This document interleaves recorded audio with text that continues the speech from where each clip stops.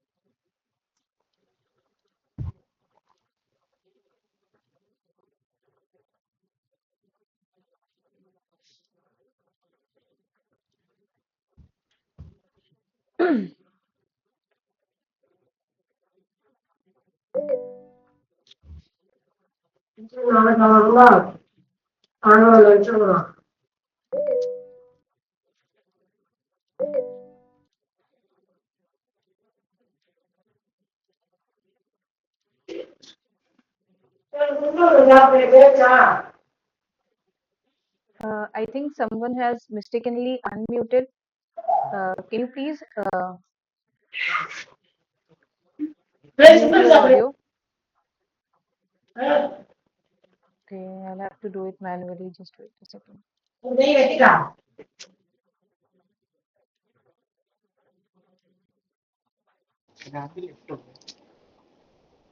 Okay, for the question, what type of questions come in exam?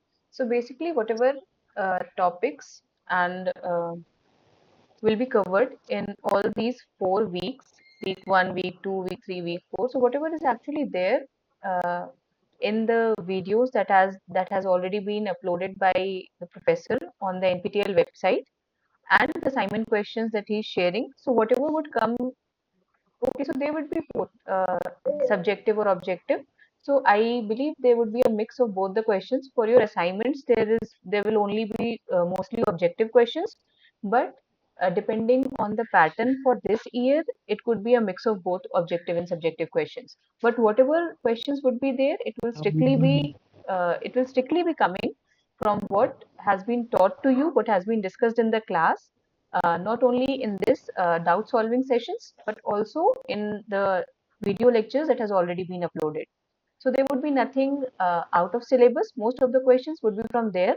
And I also request all of you to go through the assignment questions as well. So in this session, in this doubt solving sessions, we'll also be talking about, um, just a second, we'll also be talking about uh, all those assignment questions. We'll be solving those assignment questions in this doubt solving sessions as well, because I believe for your week one assignment, whatever questions has been uploaded, it's like the due date is still, I think, on 25 or 26 August. So we'll discuss those questions as well.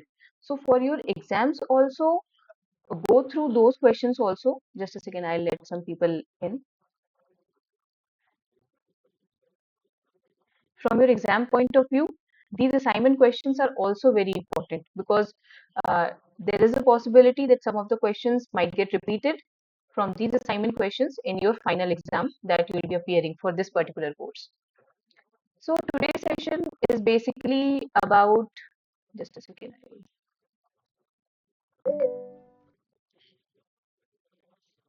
Okay. Also a humble request that everyone should join the class at 6 p.m. sharp, so that we can start on time and discuss more topics, and so that we can cover more uh, of these topics, and I can address more of your doubts. All right, so let's start. I hope my screen is visible. If at any point, okay, so if you have, just a second.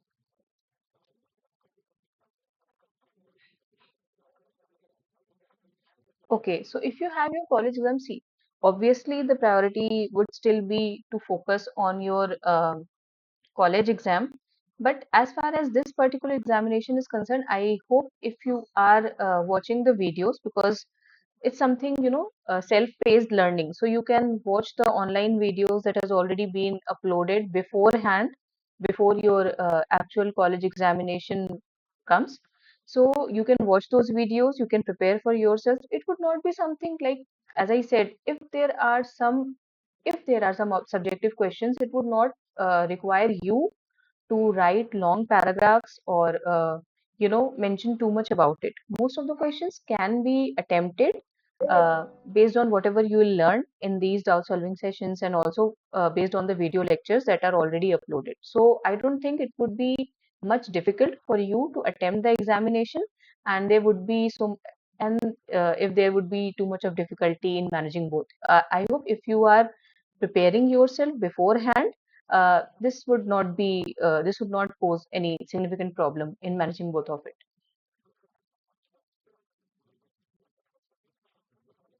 Okay, so I think we're in a good position to start today's session. Okay, if at any point you feel like I am not audible or the screen is not visible, kindly let me know. Okay.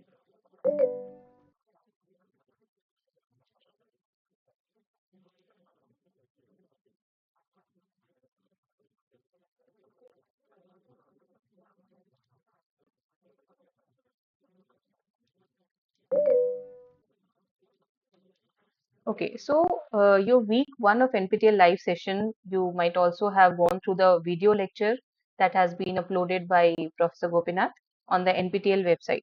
So if you have gone through that video, so most of the topics that you have watched online, we'll be briefly covering all those topics today as well.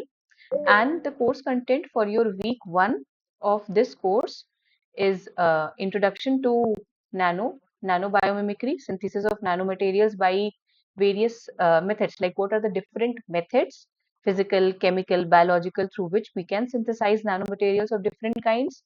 And before dwelling deep into it and before understanding what are the different characterization methodologies that are currently available to characterize nanomaterials, we'll have a simple brief session about nanotechnology, how we're combining the biomimicry, or what we say, what is already present in the nature, what are the different phenomenons and the materials, and how we are actually integrating what is already present in nature with the nanotechnology to come up with advanced technologies for the humankind. We'll discuss all these things before switching to the different synthesis mechanisms that are available for synthesizing nanomaterials.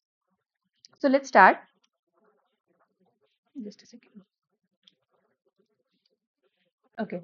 So, I'll not discuss much in detail about nanotechnology, what is nanotechnology, all those bookish definitions and everything. I'll just simply discuss all of these things very briefly. So, we all know that nanotechnology is a science and engineering of controlling matter at a scale of roughly 1 to 100 nanometers. And at this tiny level, materials show unique physical, chemical, and quantum properties that differ greatly from the normal bulk materials. So, what does it mean? Okay, some people are still joining. Just a second. Okay. So, what does this particular line states? It states that suppose if you have a bulk material, okay. So from this material, if you are synthesizing nano-sized materials, what would happen? Its physical, chemical, and quantum properties will significantly change. So, if you will compare the physical, chemical, and quantum properties of a bulk material through which you are synthesizing nano-sized materials, or suppose we call it as nanoparticles, what would happen? There would be a significant shift in all these three properties. Now, as we can see that what is already present in nature, like water molecule, hemoglobin, all these structures, all these molecules lies in the sub-nanometer range or in the nanometer range that we are studying about. And these are the synthesized nanomaterials, which are, tuned to be formed in these sub-nanometers range, like liposome, fullerene, dendrimer. All these are synthetic, I would say, synthetic molecules or synthetic materials. So with this particular slide, what I want to highlight is that by being inspired from what is already present in the nature, we are synthetically synthesizing some of the different nanoparticles and nanomaterials for a varied range of biomedical applications. Not just biomedical applications, nanotechnology currently is being used in multiple sectors, be it healthcare, be it for biofuel production, for wastewater management. Like there are some different nanomaterials and nanoparticles that are uh, specifically being synthesized to treat wastewater or to clean rivers, to clean water bodies. Then, for detecting adulteration in food products, it could be used for making electronic devices, like you must have heard about lab on a chip systems and all those things, and different biomedical applications, which includes drug delivery or for different imaging techniques that are currently being researched upon, different organ imaging techniques. So the list is long. So here what I just wanted to you guys to visualize is that whenever we talk about nanotechnology, we are basically uh, talking roughly in the sub-nanometer range, whatever materials or nanoparticles are there in the uh, in this particular size range. So, but before we come to modern technologies, or I would say, we come to all these synthetic methodologies for making nanoparticles by different means. This nanotechnology has been existing around us, but we were not able to actually know that okay, this has already been present. This has always been present around us. So this is the timeline summarizing ancient civilization where people produced and used nanomaterials without knowing their nanosized characteristics. So there, I mean, this particular timeline has different examples. One of some of the interesting examples includes hair dye nanoparticles based. So when people were using hair dyes, nanoparticle based hair dyes for coloring their hairs, then this is one of the classic example of like Argus Cup 300 AC, and I'll like tell you like this Egyptian blue, which was used for different artwork and all those things. I genuinely request everyone to please join on time at 6 p.m. sharp so that uh, there's no disturbance and I can easily let everyone in. Because if I'll during teaching, if I have to let a lot of people in, it kind of disturbs the class. So a humble request to everyone to kindly join on time at sharp 6 p.m. so that we can smoothly conduct the class. Okay. So moving forward, let's talk about this one particular classic example of Lycurgus cup. So it's a 4th century Roman cage cup made of dichroic glass. Okay, you must have heard about dichroic mirror and how does it work. So meaning it changes color depending on the light source. So if you will change the light source, it will also change the color. Classic physics. When lit from behind, it appears red, and when lit from front, it appears green. Right? So when you shine light from behind, it will appear red, but when you shine light on it from the front, it will appear green. This unique effect is due to the presence of gold and silver nanoparticles, right? Due to the presence of gold and silver nanoparticles embedded within the glass. So the size and concentration of the nanoparticles determining which wavelength of light are absorbed and which are reflected and transmitted. So whenever light is transmitted through the cup, like from the back, the gold and silver nanoparticles caused a red hue. On contrary to this, when the light is reflected off from the cup that is front lit, the nanoparticles scatter the light resulting in a green color, right? So the other example was of Egyptian blue, right? Egyptian blue is the world's first synthetic pigment which was extensively used in ancient Egypt for painting and other applications due to its vibrant blue color and durability. So this Egyptian blue has been in use as a synthetic pigment for different purposes like painting and other applications. So it's now recognized that the pigment's ability to absorb visible light and emit NIR radiation or NIR luminescence makes it a promising material for various modern technologies including biomedical imaging and energy saving applications. So that is why it has been used for a long time because it absorbs visible light but emits near infrared radiation. So this property of Egyptian blue was discovered later, but it has been being in used since a very long time, right? Just a second. Okay, the next one is Damascus sabers, renowned for their strength. This one and unique patterns surprisingly contain carbon nanotubes. So all these carbon nanotubes near infrared radiation, how is it used, how we can incorporate all of it in nanoparticles, and all those things, all those applications we'll discuss in the subsequent slides.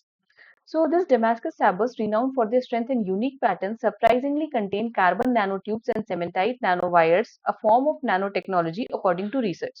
So why am I discussing all these examples right now? In order to highlight that all this nanotechnology based stuffs, these nanomaterials, is has been existing since a very long time, but since science and technology uh, wasn't much progressed at that particular time. So that is why people were not aware that, okay, all around us there is presence of nanoparticles and nanomaterials. Now coming to another property, biomimicry. What does biomimicry means? Biomimicry, or also which is also termed as biomimetics. It means imitating or taking inspiration from nature to solve human problems or design new technologies. So, in a simple layman term, if I have to explain that all those designs, all those technologies, or all those phenomena which has already been present in nature, which we already observe in nature, how do scientists got inspired from those phenomena present in nature and incorporated those phenomena and those technology and designs into different materials. So some of the key natural inspirations include lotus leaf. If you have paid attention to lotus leaf, you would find that it is super hydrophobic and it has self-cleaning properties, self-cleaning surfaces that repel water and dirt. So these lotus leaf repels dirt and water. Now, there might be some, complexity here. There might be some properties here of this lotus leaf because of which this self-cleaning property, uh, is attributed to this particular lotus leaf. Similarly, gecko feet, which inspires a microscopic nano-adhesive that stick and reuse without leaving a sticky residue. So, as you can see, that these geckos on their feet, they have uh, nano-adhesives that stick and reuse. Then nanoscale hairs, then butterfly wings, which inspire structural coloration and optical sensors based on nanoscale light manipulation. So all these are different natural key inspirations based on which scientists invented different products, right? So see, like lotus leaf has dust repellent properties, the gecko feet adhesive. So different materials are also synthesized. If you remember some of the, you know, if you want to stick something to wall, you have these kind of patterns that you can easily stick on the wall, and then you can use it for various purposes. Then bullet train based on this sharp beak, shock absorber, and velcro, right? So another example is shark skin inspired swimsuits. It received a lot of media attention during the 2008 Summer Olympics when the spotlight was shining on Michael Phelps, who was wearing it, right? So seen under an electron microscope. So all this electron microscope, all these characterization methodologies we are going to discuss today only in the subsequent slides. So it's just a build up what we are discussing right now, the how nanotechnology is currently being used. Just a second.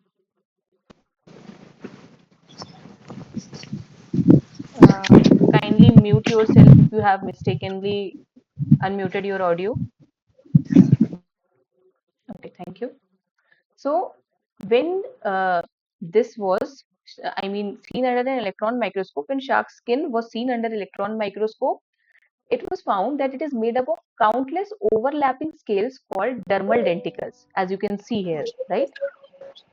Countless overlapping scales that were called as dermal denticles or little skin teeth. The denticles have grooves running down their length in alignment with water flow. These grooves disrupt the formation of eddies or turbulent swirls of slower water, making the water pass by faster. So the rough shape also discourages parasitic growth such as algae and barnacles. Now it has two important features. The first thing is the presence of these grooves. It disrupts the formation of eddies, and basically it helps the shark move faster in water. And the other one is because it has rough shape, it also doesn't allow formation or growth of parasites like algae or barnacles. So it is giving two different advantages. So scientists have been able to replicate these particular dermal denticles in swimsuits, which are now banned in major competition and the bottom of boats, right? So this particular shark skin inspired swimsuit, it was made based on this inspiration. Now we have some, these are just sample questions that are there, which I'll be discussing. Based on these sample questions, I'll be discussing some of the important examples that might be helpful for your exam. So this particular question says, which of the following is an example of biomimicry in engineering? Like Velcro inspired by bird seeds, solar panels inspired by silicon wafers, plastic bottles inspired by glass bottles, or LED bulbs. So, obviously, sorry, I think I have forgotten to put the animation in this particular slide. So, we'll just discuss it. So, in 1941, a Swiss engineer named George D. Mestral noticed that these sticky seed pods, these bird seeds, these this image is of burr seeds. So this particular scientist, he noticed that these sticky seed pods clinging tenaciously to his clothes and his dog's furs after a hunting trip. So while he was returning from a hunting trip, he noticed that these burr seeds were sticking very in a very clingy manner to his clothes and also to his dog's fur. So when he examined these burr seeds under a microscope, he discovered hundreds of tiny, rigid biological hooks that seamlessly interlocked with the soft fabric hoop loops. So, based on this, like all these tentacles, these kind of get interlocked with the fur or the fibers of the clothes, right? So, based on this, inspired from this design of bird seeds, he made this Velcro, what we, as you might have seen in some of the clothes, in bags, so as to securely lock it. Next is, just a second.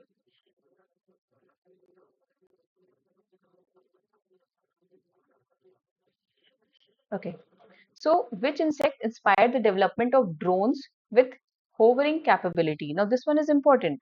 So, obviously, we all must be knowing that it's because of the dragonfly. So, what was the special feature about dragonfly that inspired drone development? So, dragonflies inspire drone development because they are among the most skilled flyers in nature. So, whenever we talk about some of the most skilled flyers in nature, dragonfly, yes, you'll have access to this PPT. It will be uploaded on the Google Drive link that I think will has already been shared to you, and not just the PPT. This particular video also, after some time, it will be uploaded on YouTube also for you all to access it. So both the PPT and video will be accessible to all the students. Uh, Hi. just a second. Okay. Just a second. So capable of hovering, flying backwards, making sharp turns. So I think all of you must have seen, very beautiful drone shots, how you can, do the transitions, how drones can move quickly, forward, backward, upward. It can take sharp turns. A lot of good drone shots you have seen on Instagram and other places. So the designing of drones were actually inspired by dragonflies because these dragonflies are very skilled flyers in nature, and they can hover, they can fly backward, they can make sharp turns with remarkable stability. As you have seen that even while doing all those things, the drones they don't fall. So their two pairs of independently controlled wings generate strong lift, improve maneuverability, and reduce energy consumption through efficient vortex formation. So the design of drones was basically inspired by dragonflies. So by mimicking these features, okay, so by mimicking these features, engineers designed drones and micro air vehicles that achieve greater stability, agility, and energy efficiency, making them highly effective for tasks like surveillance, rescue, or precision agriculture. Right? Now, next important thing is whatever we studied till now is biomimicry. Now we'll be visualizing how this biomimicry has been incorporated with nanotechnology, right?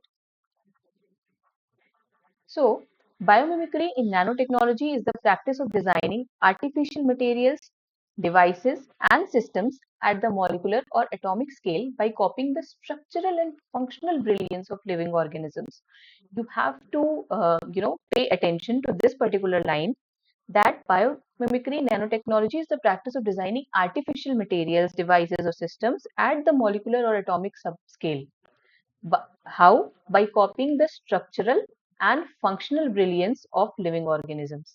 By studying how nature solves problems at the nanoscale, scientists create high performance, sustainable, and smart technologies. So, what is nanobiomimetics? It is the practice of mimicking biological structures. Suppose there is some virus, okay? So, this particular virus, which is of sub nanometer range, because obviously it's not visible to the naked eyes, it's in sub nanometer range, it might have some structural features, okay? It might have some structural features which can be used for a variety of applications. We'll see in subsequent slides how these viral particles, the protein coat of the viral particles, are being used for synthesizing different nanomaterials. So that's what this particular line says, to create new materials, devices, and systems by copying designs perfected by evolution. So these designs, like if you talk about this viral protein particle, if you talk about the bur seeds that we have just discussed, so all these designs have actually been perfected by nature, have actually been perfected during the course of evolution. So but based on these designs, scientists draw inspiration from all these phenomenon and designs and build highly efficient and specialized synthetic technologies. So some of the major application areas of this nanobiomimetics is nanomedicine, like designing cell mimicking nanoparticles like leucosomes coated in natural membrane proteins to evade the immune system and deliver targeted drugs. So suppose there is this leucosome, okay, that performs a certain function. Now you make some nanoparticles, coat it with, you know, a natural membrane, coated in natural membrane. So when you suppose you have your nanoparticle, you have your drug in it, you loaded some drug in it, and in order for this particular nanoparticle to evade any immune response, you coated a natural membrane around it. So now the host cells will consider it as one of its own, and there will be no immune responses generated because of it. So this is how this is being used.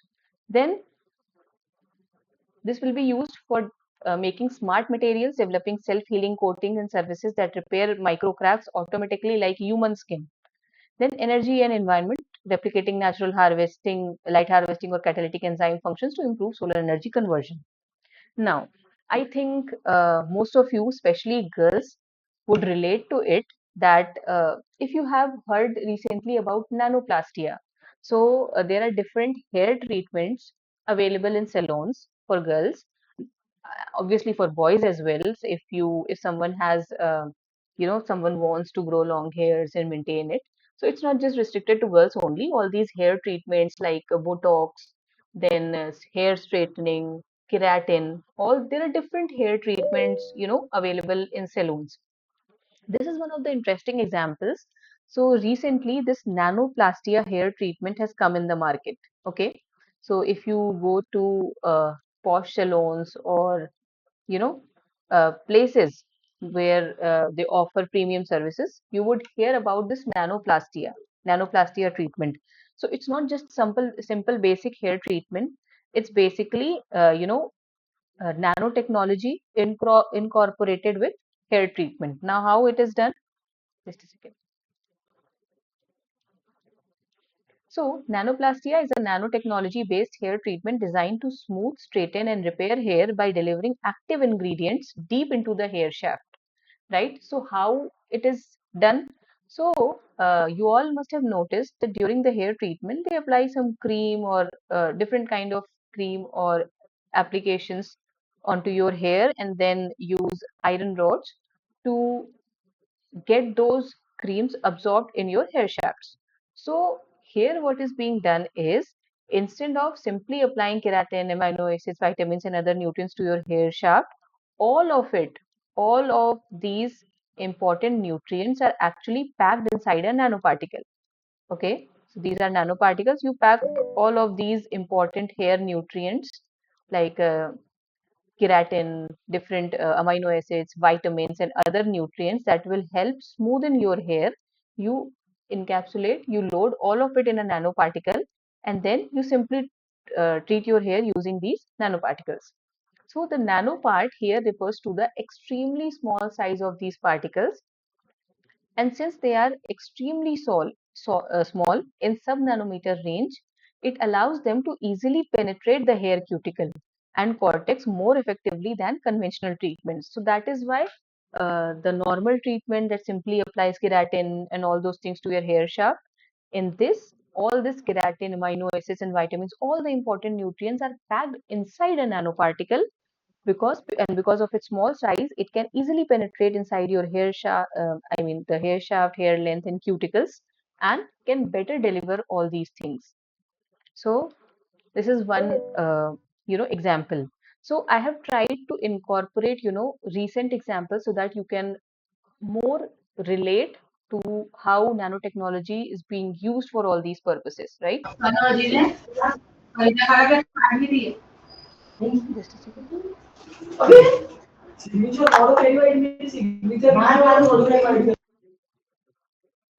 Okay, let's continue.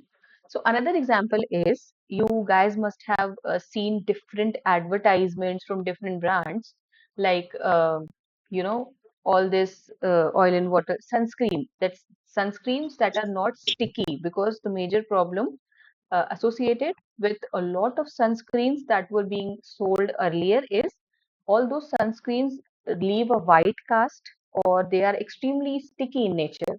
So, in order to improve those sunscreen formulas, what was done? Nanotechnology was used to address those issues. So, they made these nano emulsions in sunscreen. So, nano emulsions are extremely fine oil in water or water in oil mixtures with droplet size in the nanometer range, right? They can encapsulate UV blocking agents. So these extremely fine oil in water या water in oil जो these emulsions, they can easily encapsulate UV blocking agents like titanium dioxide or zinc oxide nanoparticles and disperse them evenly, preventing clumping. So it prevents separation of ingredients, which extends its shelf life. In addition to that, unlike older sunscreen that left a white cast, nano emulsions, these fine oil in water or water in oil mixtures that are 20 to 200 nanometer in range, what extra benefit it gave? It allowed the sunscreen to be transparent on the skin. So there won't be any white cast. So nanoparticles can block and scatter ultraviolet radiation more efficiently at smaller sizes, which also led to enhanced ultraviolet protection. So it's lightweight and non-greasy texture.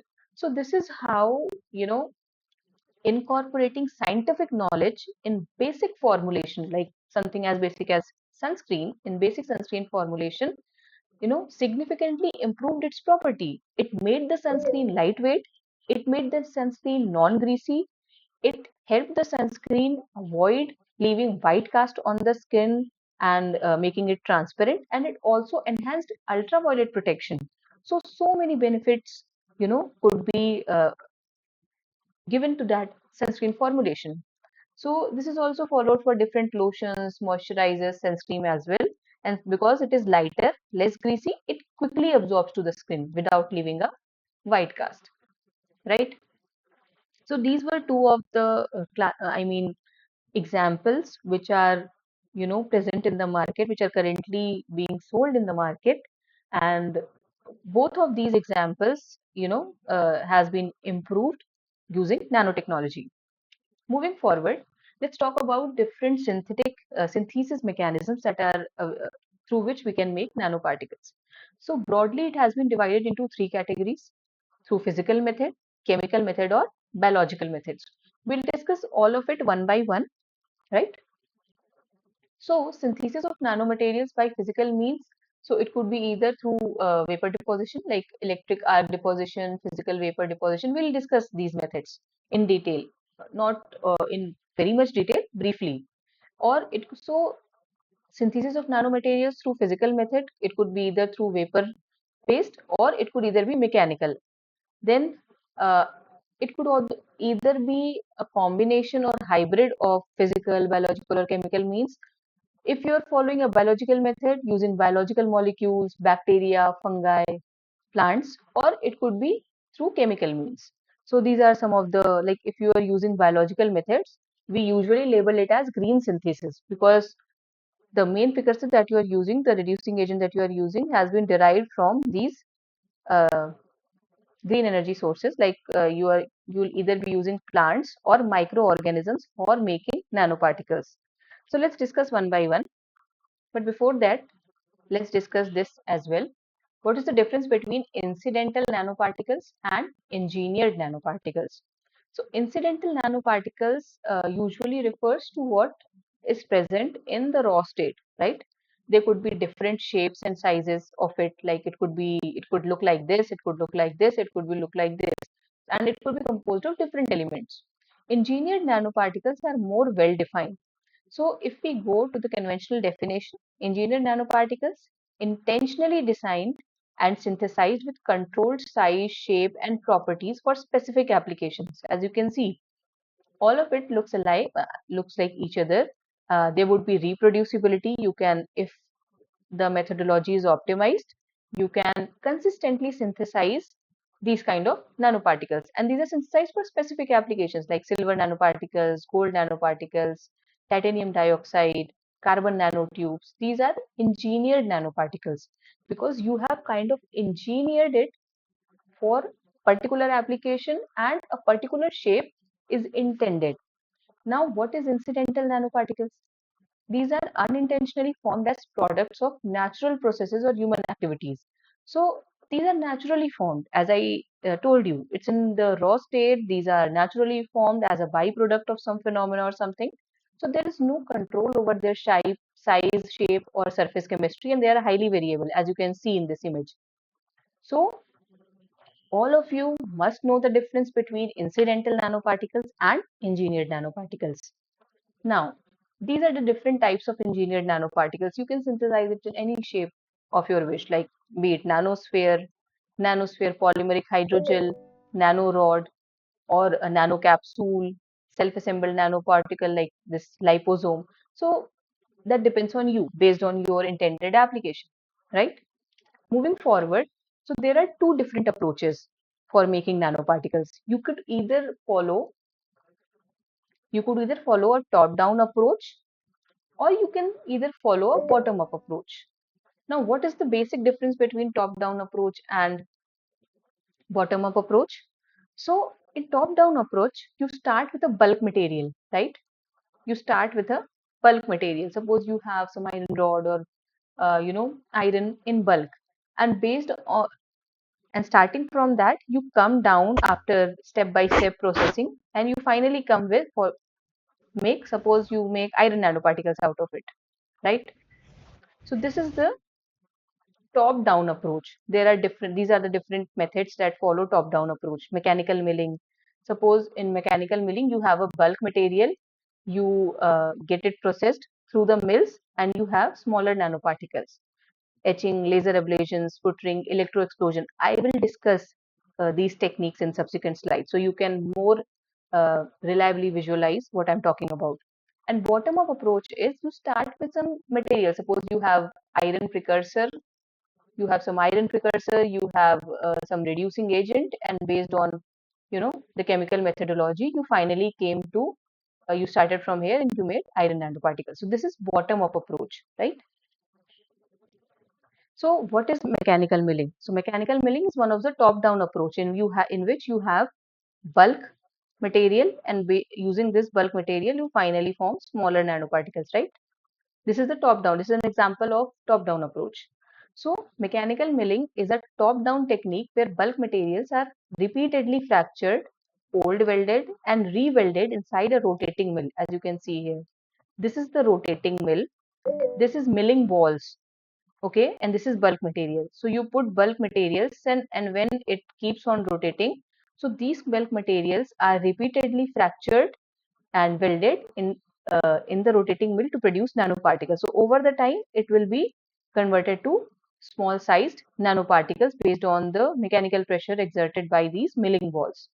So the process uses hardened balls. These are the hardened balls in a mill, to generate high impact and shear forces. There will be high impact shear forces applied on these bulk materials so that it gets converted to nanomaterial. It's cost effective, scalable, and suitable for metals, alloys, ceramics, and composites through contamination and agglomeration can occur. So, one of the downsides, if somebody asks what is one of the disadvantage, if someone asks what is one of the disadvantage is, first of all, it is cost effective. I mean, these are the advantages, that it is cost effective, scalable, and suitable for metals. But what are the disadvantages? There could be some contamination, and over the time, these nanoparticles that are formed, it could agglomerate or aggregate. Now, the other one is etching. So, etching could be of two types: chemical etching or dry etching. So, nanoparticle synthesis by etching is again a top-down approach. So, one important thing that you all must remember from examination point of view is you should know that if a particular technique is being talked about, like for etching, the question in the examination could be etching belongs to which category? Is it a top-down approach or is it a bottom-up approach? So you should know whenever we talk about etching, be it chemical etching or dry etching, it is a top-down approach. Mechanical milling, is it a top-down approach or bottom-up approach? So you should remember it is a top-down approach. Where bulk or larger nanostructured material are selectively dissolved to form nanoparticles. So chemical etching, as the name suggests, there would be use of acid, bases, or oxidizing agents selectively dissolve parts of a material to release or form nanoparticles. And the other is control of concentration, temperature, and time determines final size. And dry etching, as the name suggests, it uses plasma. Okay, reactive gases or plasma remove material layer by layer under controlled conditions, enabling precise nanoscale particle formation. Key advantages: it has good size tuning and surface modification. And again, the limitations remain same. The disadvantages are remain same, that there could be possible surface defects, aggregation, and chemical contamination. Moving forward, the other one is laser ablation method, which is one of the modern or improved method for this top-down approach. So laser ablation is a versatile method for synthesizing nanomaterials involving the vaporization of a target material with a laser to create plasma fuel, which then condenses into nanoparticles. So see this particular schematic. Just a second. Okay.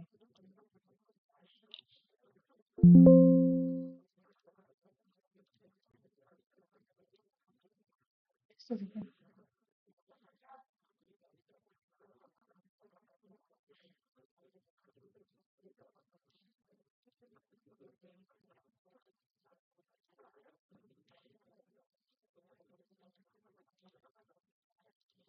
Okay, so as you can see, so this formation of this plasma pool, how is it attached? So this plasma formation happens. There is cluster. There would be nucleation followed by it, and there will be formation of primary particles. Right now, one of the limitation is over the time these primary particles which are formed after this laser ablation, formation of plasma, there would be deposition. So these particles, these primary particles which are formed, it could over the time it could aggregate. So this technique is valuable for producing high purity nanomaterials, including semiconductor quantum dots, carbon nanotubes, and core shell nanoparticles. And one important factor is, since it does not uses any toxic chemical, because what is being used, you have a, a bulk material, and based on laser ablation, you are not using any toxic chemicals. So this particular methodology is also labeled as a green synthesis mechanism for making nanoparticles. Another important technique is sputtering. What happens in sputtering is it is a physical vapor deposition technique, right? As you can see, this is the substrate which is being heated. This is heating stage, and this is the substrate. Okay, so over the time, what would happen? Used to synthesize nanomaterials by ejecting target materials. So formation of thin film with physical deposition of sputtered particles. So now this is the substrate. over the time, when you will keep on increasing the heat, so the particles would, you know, based, and also there is a DC power supply, right? So these target materials will be ejected using energetic ions and deposited them as thin films on a substrate. So it will be deposited as thin films on the substrate, and it is also a versatile method for producing nanomaterial with controlled thickness and structure, particularly for thin film applications. Now, I could discuss it in detail, but I think all of these techniques have been very well explained in the video lectures. So I am only kind of revisiting these topics, uh, rediscussing these topics, so that if you have any doubt related to any of these techniques which has already been covered in the video lectures, you can ask me. So the next method is electro explosion of wire, EEW method. So in this, as you can see, this is the electrode and copper wire. So is a technique used to synthesize nanomaterials by rapidly vaporizing a thin metal wire with a high current pulse. So this is the electrode. You give a high current pulse, based on which these this vaporization followed by rapid cooling leads to the formation of nanoparticles, as you can see here. So again, it will be ultra pure, very pure nanoparticles that will be formed. It is a versatile method that can produce various nanomaterials, including metals, oxides, nitrides, etc. Then, suppose we have synthesized nanoparticles and nanomaterials through all these methodologies.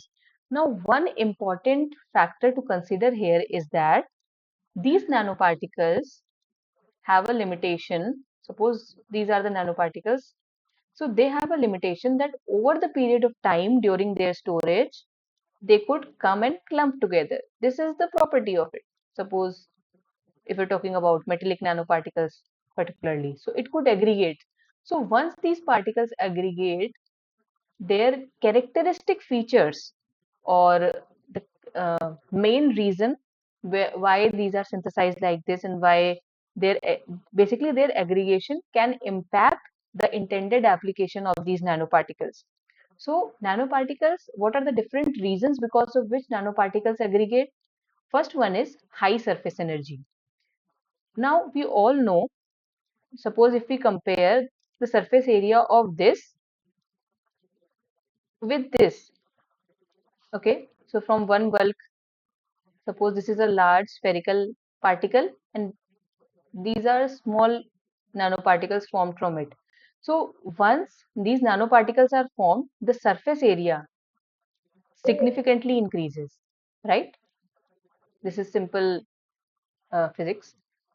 Their surface area, their very large surface to volume ratio, mass them thermodynamically unstable.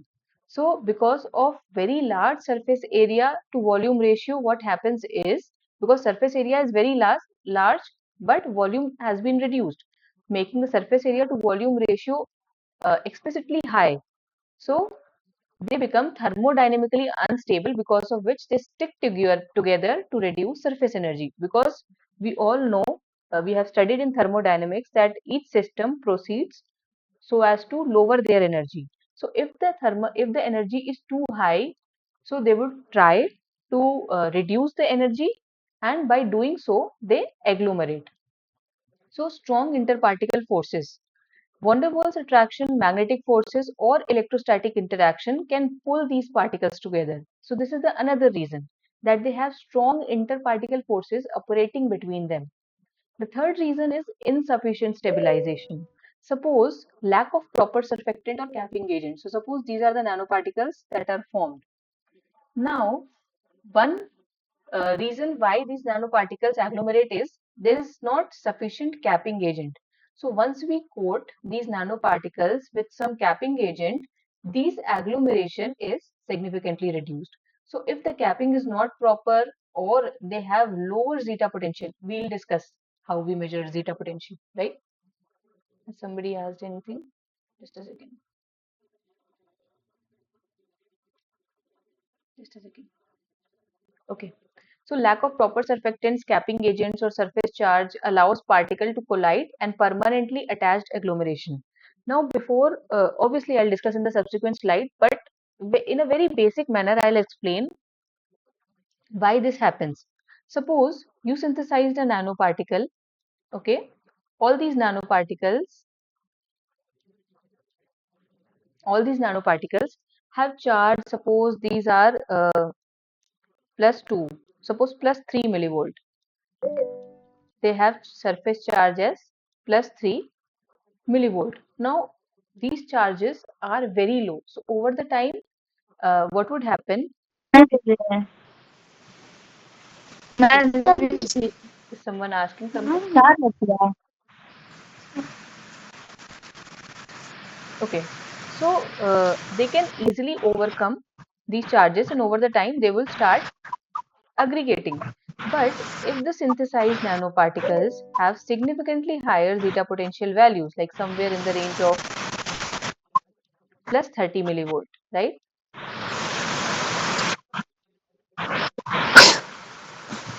If the value is too hard, so these particles will repel each other, right? Several participants. I think somebody has mistakenly unmuted them. Just a second.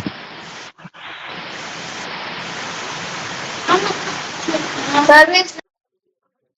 Okay. So what I want to explain is, if you have lower zeta potential value or lower surface potential value, what could happen is these particles can, over the period of time, they will agglomerate because the surface potential value is too low. But if the surface potential value is high, like be it plus 30 millivolt or even minus 30 millivolt, as you have studied in your elementary classes, that like charges repel each other, but in order for them to repel, the charge on them should be so significant that they are able to repel each other. If the surface charge is too low, over the period of time they will come and agglomerate. So this is the thing, right? So over the period of time, if they have sufficient potential value, they will repel each other and stay apart, and they will not aggregate. But if I have too low potential values, over the period of time, they will eventually agglomerate. So this is the basic, this is the fundamental. I'll discuss it in detail as well in the subsequent slide, where I'll be explaining you zeta potential values. Now, just a second. So suppose you have bulk materials. Suppose you followed simple mechanical milling, mechanical grinding. So if you are not using any surfactant, so over the period of time, these particle aggregation will aggregate due to high surface energy generated on the milled particles. But suppose you synthesized nanoparticles and you did capping on it. So these are the nanoparticles, either you treated it with some anionic surfactant or cationic surfactant or non-ionic surfactant, right? So when they don't have charge, so this is one thing, and other thing is when they don't have any charge, they are kind of neutral. Then also in that situation also, over the period of time, they will agglomerate. Okay, so these are uh, some of the methodologies like how you can use this. So even for neutral particles, as you can see here, if you add a layer of capping agent, so these nanoparticles, these green color particles are actually nanoparticles, and these pink color particles are basically the capping agents that you have added. So they will not aggregate. Now the other method is biological synthesis of nanomaterials. So in biological synthesis of nanomaterials, we use basically all the like microorganisms or plant tissues for different biomedical applications. So biological synthesis of nanoparticles uses living organisms or biological extract to reduce metal ions into nanoparticles. So in earlier examples, we saw that we were using some kind of chemicals as reducing agents. Now in case of biological synthesis, these reducing agents are derived from plants. That is why we call as biological synthesis, and that is why it could either be plants, it could either be microorganisms also. Okay. That is why we call it as green synthesis, because we are not using any toxic chemicals for this particular process. So plant extracts are widely used in green synthesis of nanoparticles because they naturally contain bioactive compounds that can both reduce metal ions and also stabilize the formed nanoparticle. So you can either use microorganisms. You can find different research papers where bacteria, fungi, algae are used to reduce metal ions. This is one of the example. Then you can also use plant extracts. There are different biomolecules like proteins, amino acid based nanoparticles, protein nanoparticles that you can form. So the advantages are these are eco-friendly, these have very low toxicity because obviously these are made through green synthesis, mild reaction conditions and good biocompatibility. This is extremely important because one of the major reasons why nanotechnology has not much translated into healthcare application is because a lot of nanomaterials are inorganic in nature and are not biocompatible, means these are toxic towards the cells. So that is why they cannot be translated for different healthcare applications. Limitations, size control and reproducibility may be challenging. So how plant extracts help in green synthesis of nanoparticles? Let's discuss that, right? So plant extracts contain phytochemicals such as flavonoids, phenolic acids, terpenoids, alkaloids, tannins, proteins, and sugars. So all these compounds donate electrons and reduce metal ions. So basically plant extract is used as a reducing agent. For example, in silver nanoparticle synthesis, phytochemicals reduce Ag plus from AgNO3 into metallic silver, right? So these are used as natural capping and stabilizing agent. Additionally, these are eco-friendly and safe. So plant-based synthesis, it avoids toxic chemicals, requires mild temperature and pressure, reduces less hazardous waste. And another important thing is these are cost effective, easily available. These are because plants are abundant even if some plants are native to a particular region, they are still abundant, renewable, easy to process and suitable for large scale production, right? Now, we'll discuss some of the properties because this is one of the classic example, and you might also have learned about it in the video lecture about synthesis of gold nanoparticles. So here in this method, I'll specifically be talking about how gold nanoparticles can be synthesized using chemical method and also by using biological method, like by using plant extract also gold nanoparticles are being synthesized. Now one of the classical methods for synthesizing gold nanoparticles is this Turkevich method. So gold salt such as chloroauric acid is reduced using trisodium citrate in boiling water. So citrate, now in this case the reducing agent is citrate, sodium citrate, okay, because this is a chemical method. Now when I would like to see, the precursor would remain same. This gold salt, that is HAuCl4, this will remain same but the reducing agent would change. In case of chemical synthesis, the reducing agent that is being used is sodium citrate. In case of biological synthesis, the reducing agent would be either some plant extract or microorganism based whatever you are making. So, and these reducing agents does not only act as reducing agent, they also act as capping agent, like they would lead to formation of a layer around the nanoparticle, which could also act as a capping or stabilizing agent. So that is why it's written here that this citrate acts as both reducing and stabilizing agent, producing spherical gold nanoparticles, right? The other method is Brust-Schriffen method. So it is a two-phase system, water organic, where gold salt is reduced by sodium borohydride in the presence of thiol ligands, producing small stable gold nanoparticles. So both these methods are basically chemical-based methods that are using chemicals for making gold nanoparticles. Here sodium citrate is used, here sodium borohydride and thiol ligands are used. So these are chemical means of synthesizing gold nanoparticles. Now, before coming to the biological method of synthesizing gold nanoparticles, let us understand what role exactly citrate plays. So, in the famous Turkevich method for making gold nanoparticles, citrate reduces Au3 plus to Au0. So, yes, it is a mild reducing agent. At the same time, citrate ions adsorb on the nanoparticle surface.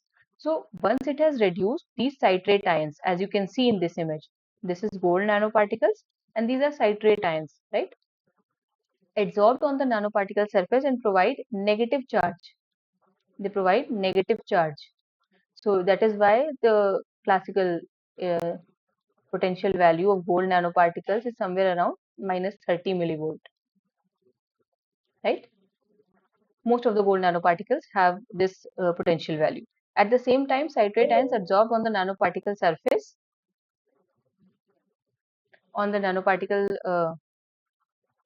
and provide negative charge, which stabilizes particle electrostatically and prevents agglomeration.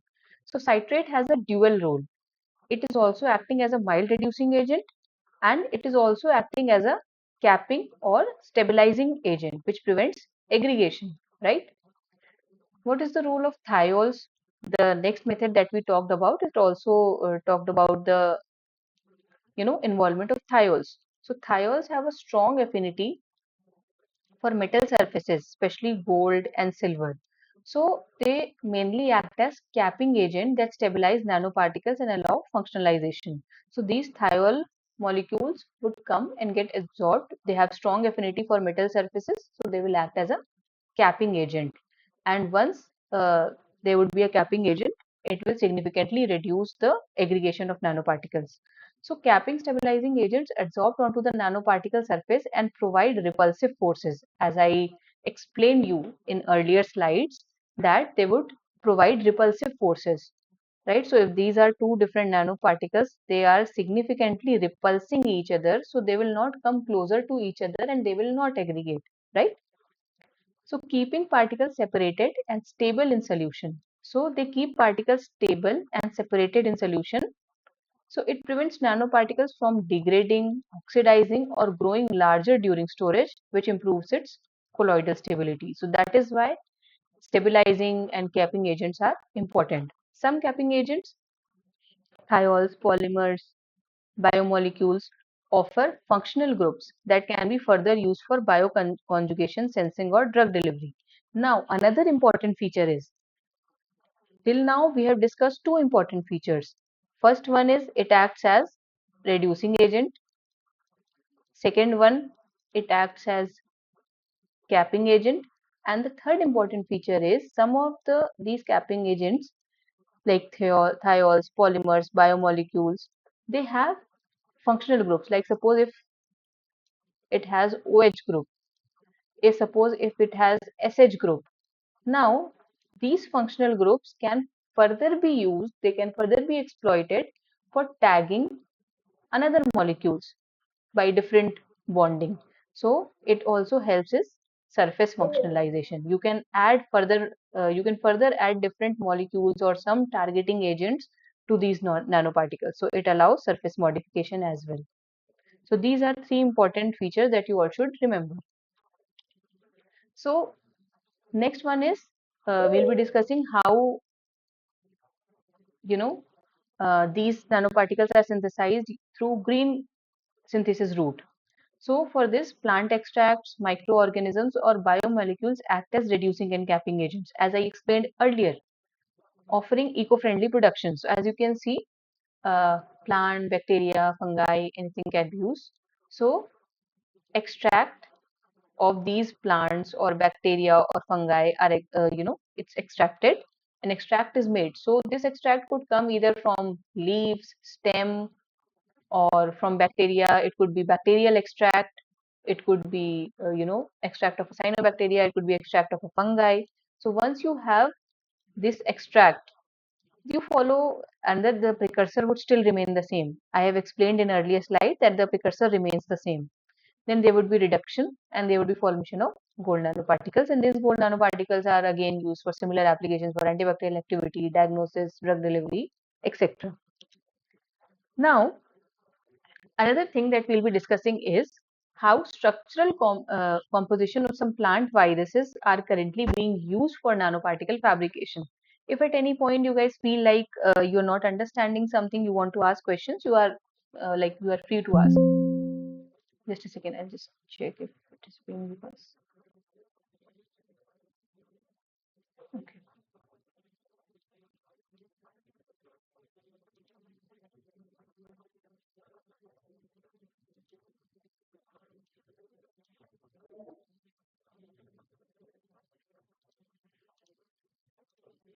So we'll discuss some of the examples. So generally, these plant viruses act as a biotemplate for nanomaterial fabrication, right? For nanomaterial fabrication. What are the different applications of using plant viruses as biotemplate for nanomaterial functionalization? So this is the shape, right? These are the different viruses like cowpea mosaic virus. It has a icosahedral geometry, or cowpea chlorotic mottle virus, which again has a icosahedral geometry, and bromosaic virus, which again has a icosahedral geometry. This one has helical, it is helical in nature. And then, so basically, what are the different applications of these viral virus in nanotechnology? You can, it can be used for cargo encapsulation. You can encapsulate DNA, RNA, enzyme, drugs, or imaging agents inside this. Okay. Exterior modification. You can attach some targeting ligands on the surface of these virus. So suppose what you do, you disassemble the particular virus, you got rid of its infectious property, and after getting rid of its infectious property, you have a hollow core. So inside the hollow core, you encapsulated some drugs, right? And on the surface, you modified the surface by adding some targeting ligands. Now, these targeting ligands would go to a specific location and offload the drugs. So this is how, like I have only explained in a very basic manner that how it is used for cargo encapsulation and exterior modification. Now, template for metal nanoparticles, semiconductors and magnetic materials, and also for drug and gene delivery. Now, let us understand in a little brief that how it is used. So as you can see, this is cowpea chlorotic mottle virus. So leaves that are infested with cowpea chlorotic mottle virus and cowpea mild mottle virus, they look like this, right? So from this, uh, from these leaves, these viruses are extracted. So there is a dedicated process by which this virus is grown in laboratories. So this, once you have this virus, okay, once you have this cowpea chlorotic mottle virus, it is a spherical plant virus whose self-assembling protein shell functions as a highly dynamic, biocompatible 28 nanometer icosahedral nanoparticle. It is widely used in bionanotechnology for targeted drug delivery, gene therapy, and material templating due to its uniform size and structural plasticity. So, this CCMV has chemically distinct interior and exterior surfaces. This is one of its particularly useful features as a nanomaterial, right? So exterior surface can be functionalized for targeting or interaction with other materials. Interior surface can interact with and encapsulated cargo. The capsid can therefore act like a nanoscale container. Okay, so this is the property. What are the different parts? What different parts of CCMV, this particular virus, are used for this process? So exterior surface, as I have told earlier also, it can be functionalized for targeting. Interior surface, you can load some drug molecules or any other thing. And the capsid can therefore act like a nanoscale container. So this is why CCMV is considered a good example of biomimetic biological nanoparticle engineering. So you can read this paper as well, where they have used cowpea chlorotic mottle virus for this purpose. So this illustration shows the preparation of cowpea chlorotic mottle virus capsid protein encapsulated fluorescent nanodiamonds. So they have encapsulated fluorescent nanodiamonds inside this. So this is how it is being used, how viral particles are being used in nanotechnology. So it is indeed very interesting. Next one is tobacco mosaic virus, which is also very popularly used. Like it is a naturally occurring rod-shaped virus. Now the shape is different, as you can see here. That is widely used as biological nanoparticle and nanotechnology template. So these are its features. It has a self-assembly property. It's code proteins. Once you have got rid of its basically infectious material and have the capsid proteins. So these code proteins can self-assemble into ordered structures. They have this. Now it can be chemically or genetically modified. Its internal cavity is 4 nanometer in diameter, which can be used for loading different cargoes or material. It is again biocompatible and used for drug delivery, imaging, biosensing, nanomaterial synthesis, etc. One of the most important feature is its high uniformity and repetitive structure, right? So it is very uniform in shape, and you can get a repetitive structure whenever you're synthesizing it. So it can act as a nanoscale scaffold template on which metals or other materials can be deposited or organized. So you can make this tobacco mosaic virus undergo surface functionalization or metal ion binding. Then it undergoes reduction and gives metal TMV nanostructure. It has been used as a biological template for the synthesis and organization of semiconductor and metallic nanomaterial. This is very important. There could be questions based on this, right? That how tobacco, in which aspects tobacco mosaic virus uh, can be used for. So the answer would be for semiconductor and metallic nanomaterials for organization and synthesis of these. Now these are some of the sample questions.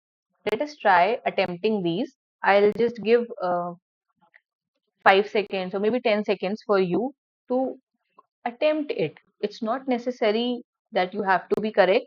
You do not have to raise your hand and give answers in the class. You can simply write in the chat box that what you feel would be the right answer for question 1, 2, and 3. Because we have studied, like these are some sample questions. Before we come to final assignment questions, if we do these sample questions, we'll have a more clear understanding of the topics that we have just now discussed. Try attempting these questions, and I'll just wait for 10 seconds for you to answer in the chat box, and then I will discuss the correct answer for these.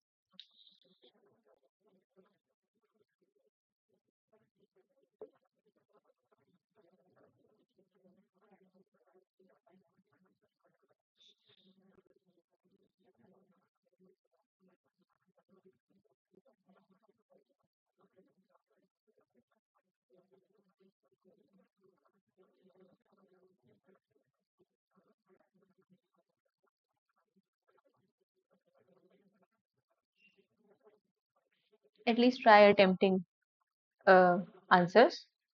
You can write the answers in chat box also.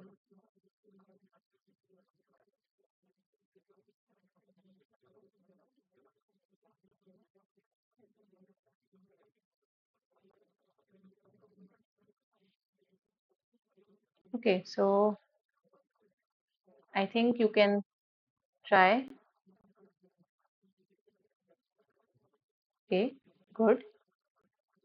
Because in earlier batches also we used to do this thing when students answered. So it kind of established a conversation with the students, and it made the session interactive and lively as well. Nice, good. So participation is very important, and I'm so glad that you all are answering. We'll discuss one by one. So let's start.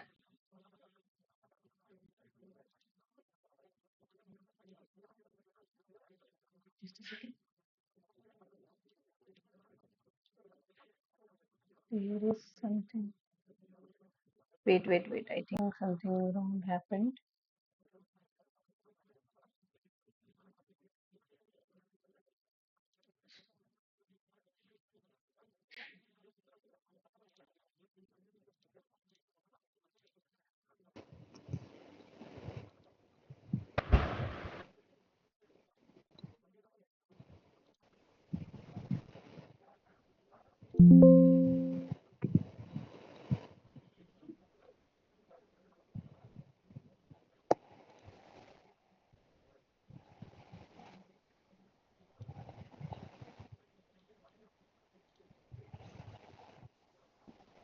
So all of those people who answered, thank you very much for actively participating in the discussion.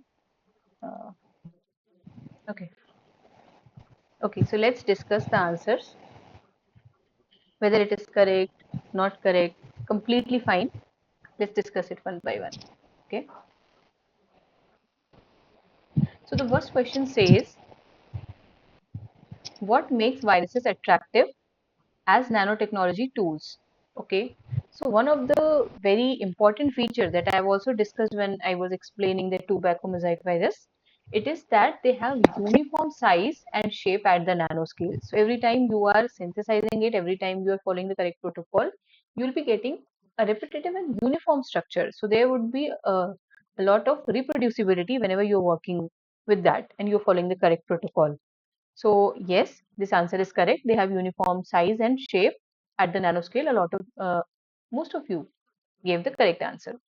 So the next question is, virus-like particles, that is VLPs, differ from infectious viruses mainly because, just a second.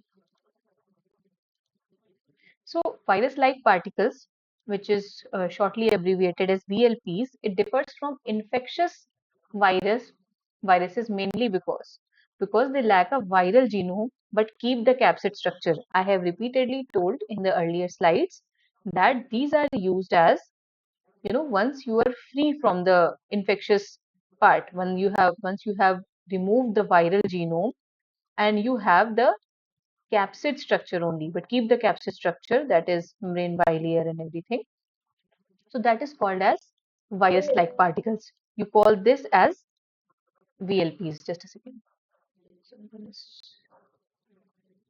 So you call this as VLPs, the capsid-free virus-like particles.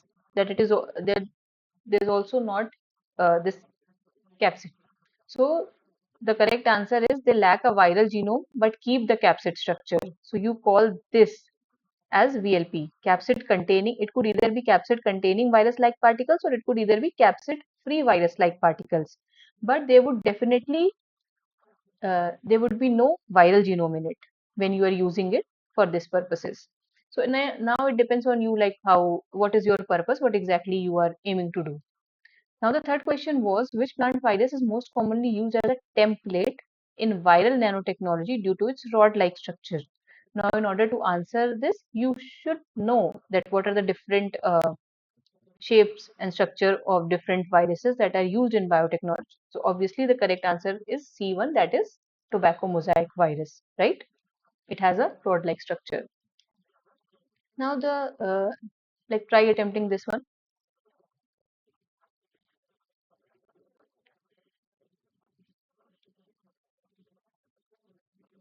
So basically I can simply discuss, but like I said, that you can keep on preparing for the examination during the course, during the session also, because if you have uh, attended the lecture, if you have listened to all the points carefully, you will be able to answer the questions. You will be able to answer the questions here as well. You will be able to answer the questions in examination as well. So this is also a kind of preparation for your exams.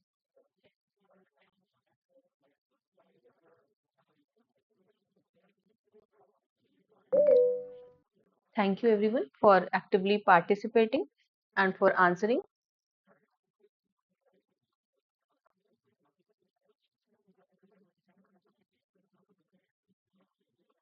Okay, so let's discuss the answers. I think I have done some.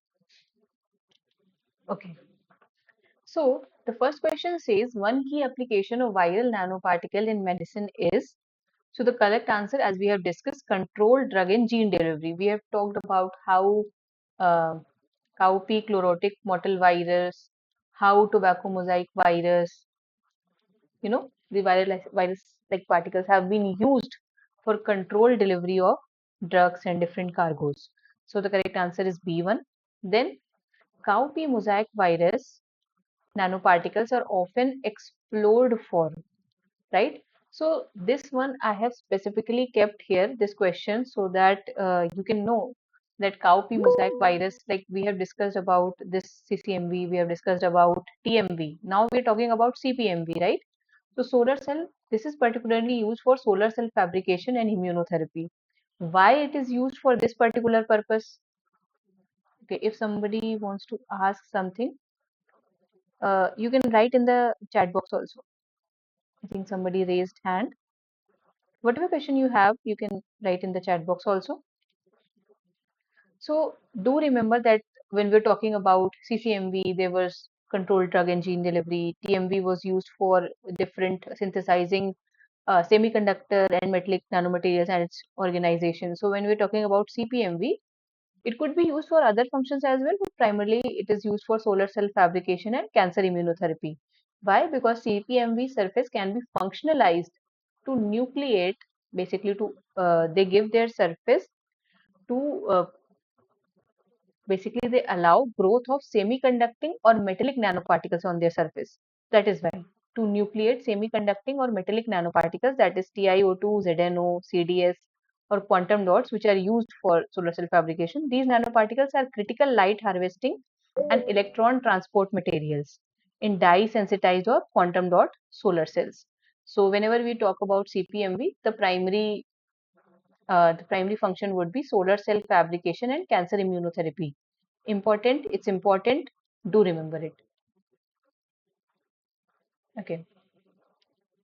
So we have discussed like how scientists got inspired from the designs and phenomena that are already present in nature, and by getting inspired from them, they made different they kind of integrated nanotechnology with the already available materials. We discussed some of the modern techniques that incorporates nanoparticles like nanoplastia hair treatment.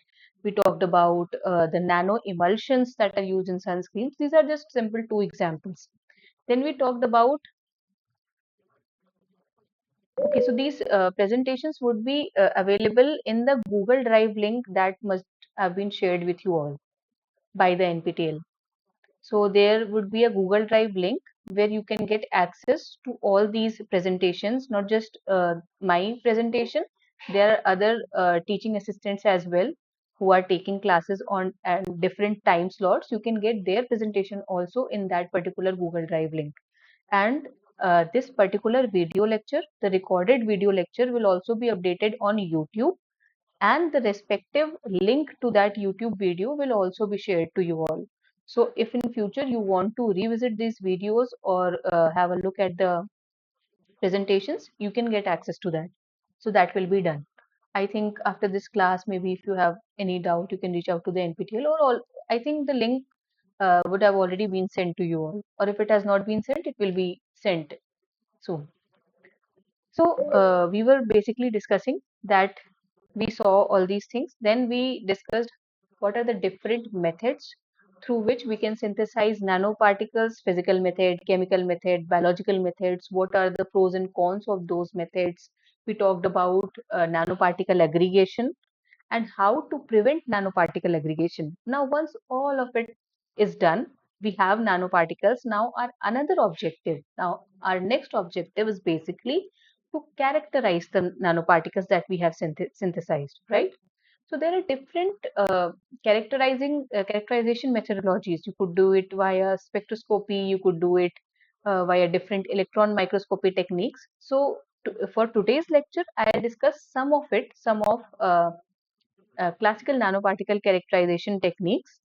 So electron microscopy is one of those techniques. There are two different types of electron microscopy that see all these basic these characterization methodologies have already been covered in detail in your video lectures. So I have tried only to keep a brief to give only a brief account of these methodologies in this particular session. But if you have any doubt related to it, you can ask.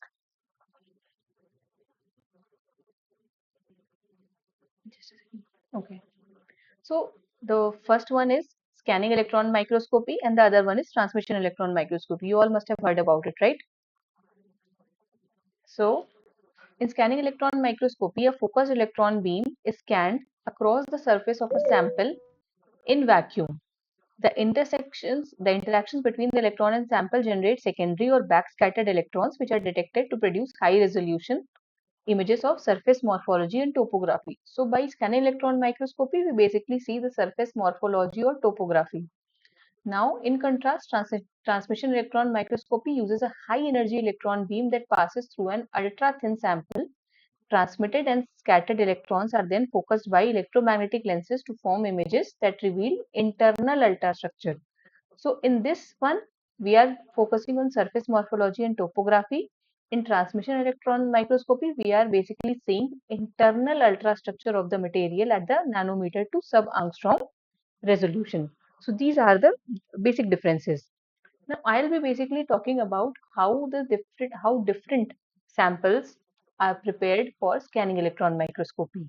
Like it could be, I will be talking about how you analyze nanoparticles or nanomaterials in scanning electron microscopy, but you can also use it, this technique, for viewing other, you could use it to view, suppose you're working on maybe Drosophila, right? So you're giving some treatment and you want to see if there are some changes in its, developmental stages or maybe in its brain or something. So you can simply put that organism, put a carbon tape here, and like this is the carbon tape. These are called as stubs. Okay, these are called as stubs. This is the field emission scanning electron microscopy setup. So there would be a door basically. I think it would be from this side. It depends on instrument to instrument. You would open a door and there would be a place where you have to put this stage. So this is stage. On this stage, you have different places where you can put these stubs. These are called as stubs, and on these stubs, specimen stub, you put small carbon tape, and on this carbon tape you put your specimen like this.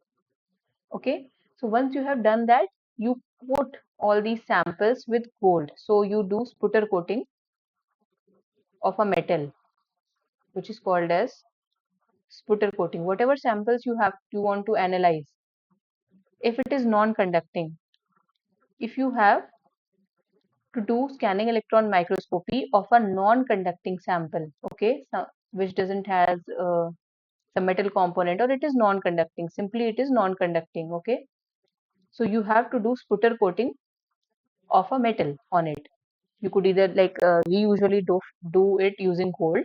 So you will sputter coat it, and then you will place this sample stage inside the instrument and do the analysis.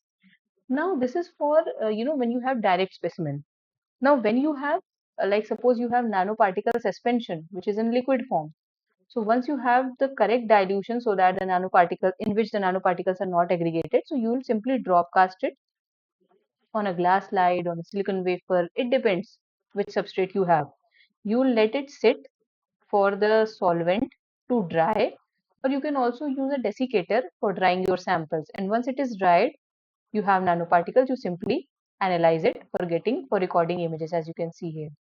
Now, suppose you have cells or bacteria, so there is some additional step. You first do, you fix those samples either by using glutaraldehyde or other fixing agents, rinsing, and after fixation, you do this dehydration step. This one, okay. So this is the simple sample preparation method for scanning electron microscopy.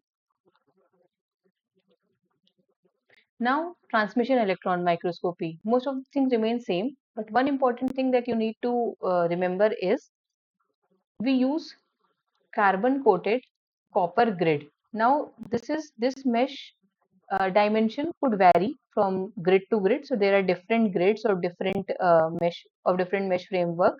You can select based on your requirement, based on your sample type. Now there is a carbon film on this copper grid. Okay, so why there is carbon coating? The thin carbon film provides a surface on which your nanoparticle can deposit and remain stable. It is very useful because carbon is very thin and electron transparent. So whenever uh, there would be electron beams.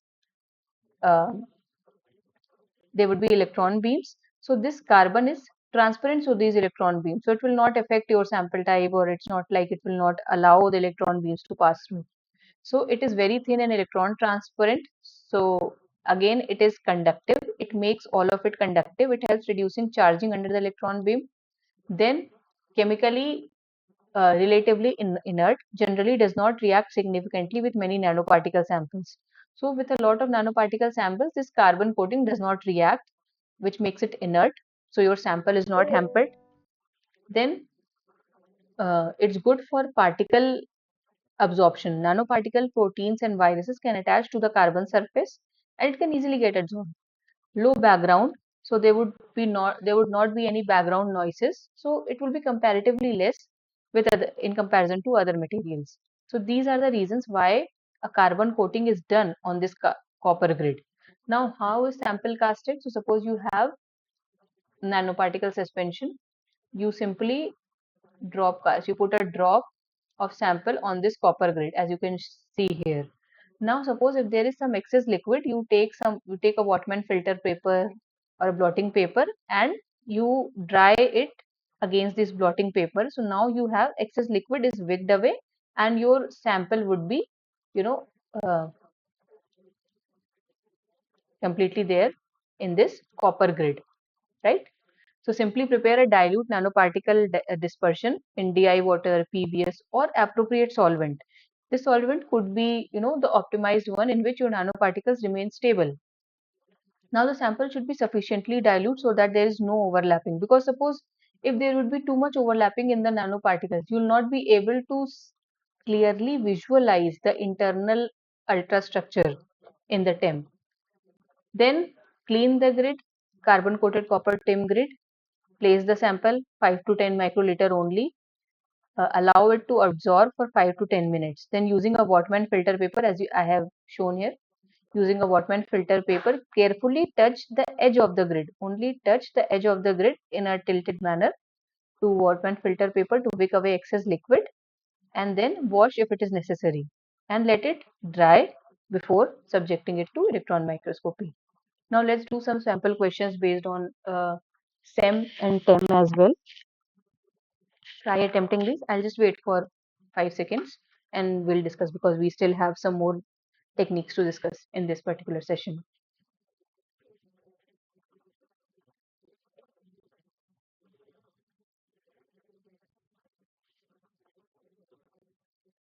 Okay, so for this particular question, how many marks will be the exam? I don't clearly remember. Uh, Maybe you can look at the website or the syllabus, basically the exam pattern that for how many marks it will be there because I don't clearly remember it right now. Or maybe I can just search it and tell you in the next session that the exam pattern, what would be the exam pattern and how the questions would be asked. So I'll do some research based on the current pattern of the examination. I'll have a look and I'll tell that in the next session. As of now, I cannot exactly tell you that which topics or what is important for exam because it depends at the end. It will depend on the professor that which questions he is giving. But the only thing that I can assure is whatever questions would be there, it won't be something very difficult, and it will be from the topics that is covered in the video lectures only. Okay, so a lot of you have given answers. Let's discuss it. So obviously, as we have discussed, the scanning electron microscopy provides information about the surface morphology and topography, and the resolution of scanning electron microscopy is generally in the range of nanometers. It's right. And to prevent charging of non-conductive samples in scanning electron microscopy, we cover it with a thin conductive layer. You can use it with for gold. You can coat it with copper and other metal as well. So this is important.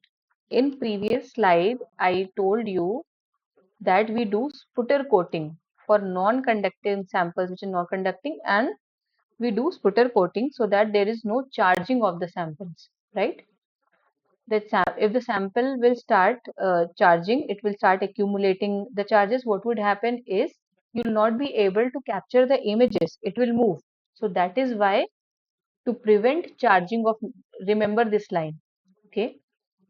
To prevent charging of non-conductive samples, what we do?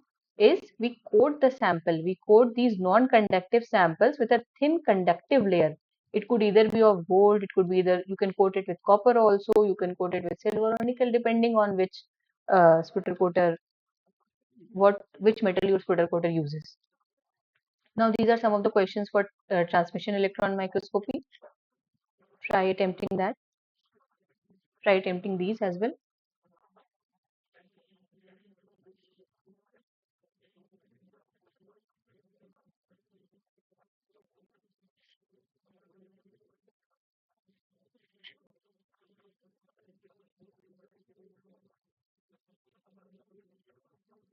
Okay, since we have a little less time, let's discuss the answers.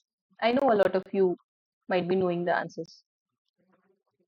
So again, what we have already studied, that transmission electron microscopy, it gives information on the internal ultrastructure at atomic and nanometer scale. Then the resolution of transmission electron microscopy, remember this very clearly, that the resolution of TEM is comparatively lower than scan electron microscopy. Then transmission electron microscopy samples must be thin, typically less than 100 nanometer to allow electron transmission.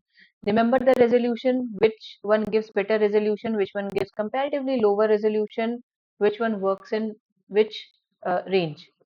Now the transmission electron microscopy samples must be very thin, typically less than 100 nanometer to allow electron transmission, because if it will be thick, it will not allow the electron beams to pass through it. Now the next technique is dynamic light scattering analysis. So I have explained a bit of it earlier, but let's understand what exactly it is. So in dynamic light scattering analysis, a suspension of nanoparticles, suppose you made gold nanoparticles. This is your gold nanoparticle suspension in water, right? So a suspension of nanoparticles is illuminated with a laser, and the particles undergo random Brownian motion. So whatever nanoparticles are there, it will undergo random Brownian motion, which is the intensity of scattered light. So suppose you have nanoparticle suspension, you have so many gold nanoparticles inside it. So whenever you shine a laser on it, these nanoparticles will undergo Brownian motion and they will scatter light, right? They will scatter the light. So the intensity of the scattered light that is coming out would change. These fluctuations in the intensity of scattered light is actually analyzed to calculate the diffusion coefficient of the particles. And this diffusion coefficient of the particles by means of a mathematical equation, that is Stokes-Einstein equation. Remember the terminology. You don't have to remember the exact which correlation factor or which correlation equation, which mathematical equation they are using, but do remember some very important points, that is, you analyze the diffusion based on the fluctuations in the intensity of scattered light, you calculate the diffusion coefficient of the particles, and this diffusion coefficient of the particles is related to hydrodynamic, to calculate their hydrodynamic diameter using the Stokes-Einstein equation. Remember these points. So the result provide information on the average particle size and the polydispersity index, indicating whether the system is monodisperse or polydisperse. Now these two terminologies, a system is called as monodisperse if most of the particles in the system are of same size. Now a system is called polydisperse if the system has all sizes of particles, different sizes of particles, right? Now this is called as polydisperse. This is called as monodisperse. Remember that. So based on the monodispersity or polydispersity, this polydispersity index is calculated in order to determine. So this PDI value that will be displayed on your computer screen based on this analysis, you can tell if the system is monodisperse or polydisperse. Monodisperse systems are preferred because most of the particles are uniform, right? Now let's understand what exactly is happening. Now solution, we label solution if the particle size is less than 1 nanometer. We label the this system as colloidal if the particle size is in the range of 1 nanometer to 1 micrometer. We call it as suspension if the particle size is greater than 1 micrometer. So we are basically studying this one, right? The nanoparticle suspension that we have. When a colloidal particle is dispersed in a liquid, its surfaces usually acquire a charge. So whenever you will dissolve or disperse a colloidal particle in a liquid, its surfaces acquire a charge. It can either acquire negative charge or positive charge, either by means of ionization or adsorption of ions. To balance this charge, oppositely charged ions formed from the liquid accumulate near the particle surface. Now there will be some charge in this liquid also. So if it is negative, then positive charges will come and start accumulating from the liquid, right? And if it is positive, the negatively charged ions will come and start accumulating around it. So uh, okay, so you will get this presentation. I will, after the lecture, I will upload this presentation in the Google Drive link. The Google Drive link must have been shared to you by NPTEL. So, to balance this charge, oppositely charged ions from the liquids accumulate near the particle surface, and this leads to the formation of electrical double layer. The classical electrical double layer concept that I think you must have studied in class 11th and 12th, that how this electrical double layer is formed. Okay. Okay. So consisting of Stern layer, that is inner layer. So the inner layer, that is immediately after the particle, you call it as Stern layer, which is tightly bound counter ions directly attached to the particle surface. So these are tightly bound counter ions which are immediately attached to the particle surface, and diffuse outer layer. This is the outer layer, right? Loosely bound counter ions mixed with some co-ions, gradually decreasing in concentration with distance. So do remember that if you have, suppose this is the particle, if it has positive charge, now you will call it as Stern layer, which is immediately attached, the counter ions that are immediately attached to the particle surface, right? You will call it as Stern layer. And this one, all these counter ions which are loosely bound after the Stern layer, you call it as diffuse layer. Do remember this, right? Because the whole concept of surface potential, that if you remember we were talking about surface potential that a particle acquires, and based on surface potential we kind of interpret that whether the nanoparticles will aggregate or it will remain stable. So colloidal stability means whether particles in a dispersion state stay uniformly distributed or clumped together, controlled by the balance between repulsive electrical electrostatic forces, attractive van der Waals forces. So the general guidelines is, if the zeta potential value or the surface, both are interchangeable terms. So if it is greater than 30 millivolt, we say that it has good stability, because if it has, okay, so if it is plus 30 millivolt, right, it could either be positive, it could either be negative as well. So what would happen? The particles will significantly repel each other. And if it will repel each other, it will not come and aggregate.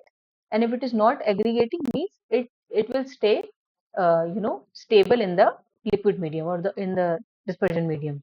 And if it is less than 20 millivolt, or maybe now it also depends. So it is called as poorly stable. It is likely to aggregate. So zeta potential measurements are taken at slipping plane, right? Zeta potential measurements are recorded at this slipping plane. This Stern layer, this is diffuse layer, this is the electrical double layer, right? So Stern potential, zeta potential. Zeta potential is recorded at the slipping plane. What exactly is slipping plane? Slipping plane reflects the effective charge at a particle that a particle experiences in motion, not the full surface charge. So slipping plane only tells you what is the effective charge when the particle is in motion, and not the full surface charge. Do remember this. Now, there would be one different, like when you are using dynamic light scattering.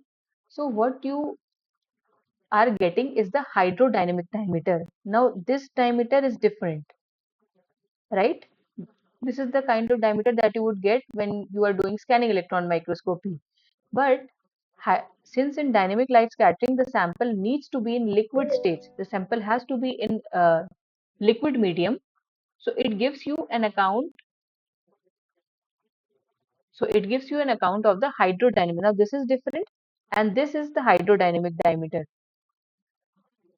So this is the electron microscopy diameter, and this one is the hydrodynamic diameter. So one important thing to remember is that your electron microscopic diameter will always be smaller to the one that you will get as hydrodynamic diameter. So this is the variation that will be there whenever you are characterizing your nanoparticle. But you have to remember that this difference shall not be like if this is 50 nanometers and you are getting 800 nanometers hydrodynamic diameter. It again shows that your particles are, aggregating. So difference should not be too high, right? So experimental findings are often corroborative but not necessarily similar. It's not necessary if you are getting a 50 nanometer electron microscopy diameter, your hydrodynamic diameter will also be 50 nanometer. There would be some change because there would be formation of this electrical double layer. And what you are getting from DLS measurements is this hydrodynamic diameter. Now, this is one of the data from my paper where I have basically made nanoparticles, so particular polymeric nanoparticles in different solvents. Like this is for milliQ, this is for DI, and this is for PBS. As you can see in PBS, most of the nanoparticles are monodisperse in nature. And when I did the dynamic light scattering analysis, then also we found that the system is monodisperse, right? If you compare it with this one and this one. So this is how you do it. You have to do scanning electron microscopy also and DLS measurement also in order to establish the results reliably, in order to corroborate your findings. Now these are some of the sample questions. So I think I'll share the PPT so you can do these sample questions, practice these sample questions as well, because right now I think I should finish the lecture. Uh, some sample questions related to zeta potential analysis as well. So this is only for your practice, right? So another technique is X-ray diffraction. So X-ray diffraction basically is a phenomena in which the atoms of a crystal, by virtue of their uniform spacing, causes an interference pattern of the waves present in an incident beam of X-rays. So although I have explained how things happen, it's basic physics. I mean, you have studied about this phenomena in your class 11th and 12th as well, and how X-rays are used to get a XRD pattern that is characteristic of that particular material, and how what exactly means by constructive and destructive interference. But here I am basically be focusing on XRD instrumentation. So this is the classical XRD instrumentation which is used for characterizing materials. Now, suppose you used a plant extract. You have a plant extract and you use this plant extract to synthesize, suppose, copper nanoparticles, right? Now, you recorded X-ray diffraction pattern of both plant extract and copper nanoparticles. So what you will get, the difference would be when you will get the XRD pattern, usually for plant extractions there the peaks would not be too much resound, so you'll see somewhat like this kind of spectrum. But when you will do for copper nanoparticles synthesized using plant extract, you would get clear-cut peaks which shows the crystalline behavior that the particle has acquired. I'll show this data set also in the next session so you can see how you do it. Now, you intend to make copper nanoparticles by a different novel plant extract. See? So, in order to verify if the copper nanoparticles that you have formed, the crystallinity and everything, the information that you are extracting from this XRD pattern is actually, relating to the copper nanoparticles, you can simply compare it with the XRD pattern of a copper nanoparticles that are already available in literature. If both of it matches, then you can like see, okay, that we have successfully made the copper nanoparticles. So when a crystal is bombarded with X-rays of a fixed wavelength and at certain incident angle, intense reflected X-rays are produced when the wavelength of scattered X-rays interfere constructively. So by measuring the 2 theta angle of each diffraction peak, you calculate this is the phenomena. So what you have to remember right now is that these spacings are fingerprints of a material's crystal structure. So if you're getting a particular fingerprint for copper nanoparticles, it will significantly be different from the one that you will get for iron nanoparticles. And it's not just it not just applies for these nanoparticles, it applies to different crystalline materials, crystalline structures as well. So these are some of the questions, like sample questions that you can practice, and this is only for your practice and for your better understanding only.